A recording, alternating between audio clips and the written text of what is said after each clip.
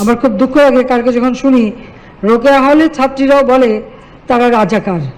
তারা কি জানে ৭১ সালে ২৫শে মার্চ কি ঘটেছিল? সেখানে ৩০০ মেয়েকে হত্যা করেছিল, ৪০ জন মেয়েকে রেপ করেছিল এবং এদের ধরে নিয়ে পাকিস্তানি ক্যাম্পে নিয়ে গিয়েছিল।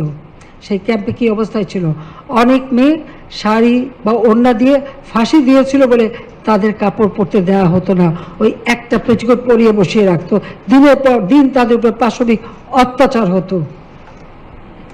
তখন যখন তাদেরকে উদ্ধার করা হয়, এমনকি একজন আমাদের মিত্রশক্তি ভারতীয় একজন শিখ সৈন্য তার মাথার পাগড়ি খুলে ওই উদ্ধারকৃত মেয়েকে তার গায়ে পেঁচিয়ে তাকে উদ্ধার করে নিয়ে আসে। এটা একটা ঘটনা না, এরকম বহু ঘটনা। আমরা মেয়েরা বসে থাকতো না, তারাও কিন্তু কাজ করতো। পিরোজপুরের যে মেয়েটা, তাকে ধরে নিয়ে যায় ক্যাম্পে, রান্না করতো এবং তার উপর পাশবিক অত্যাচার হতো, কিন্তু ওরই ফাঁকে সে ওদের খবর নিয়ে সেই নদী সাঁতরে পার হয়ে রাত্রেবেলা চিতলমারিতে যেয়ে সে মুক্তিযোদ্ধাদের কাছে খবর দিয়ে আসতো। ধরা পড়ার পরে তাকে গাড়িতে, দুটো গাড়ির সঙ্গে তার দুই পা বেঁধে সেই গাড়ি দুদিকে টেনে তাকে ছিঁড়ে টুকরো টুকরো করে ফেলা হয়।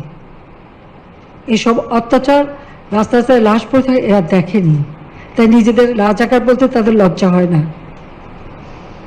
হ্যাঁ, আমাদের গেরিলা যুদ্ধ হয়েছে, এখানে কেউ শান্তি কমিটিতে, কেউ রাজার কমিটিতে ছিল, কিন্তু অনেকে মানুষের ক্ষতি করেনি।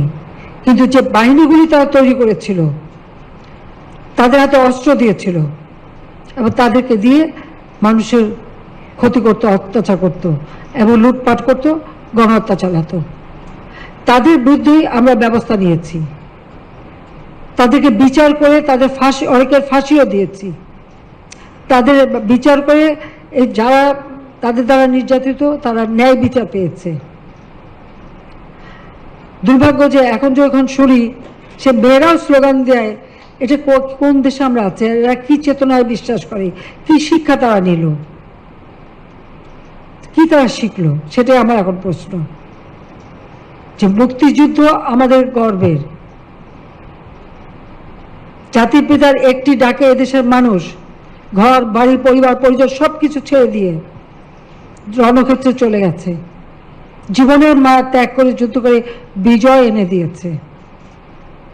আর এই যারা ওই বাহিনীতে ছিল তারা এদেশের মানুষের উপরে অত্যাচার করেছে, সেটা তো আমাদের ভুলে চলবে না।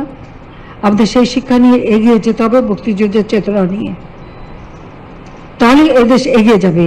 এবং সেটা যে বাস্তবতা, ৭৫-এর পর থেকে যারা ক্ষমতায় ছিল প্রথমে ২১ বছর, তারপর ৯ বছর, দেশকে কি দিতে পেরেছে? কিচ্ছু দিতে পারেনি।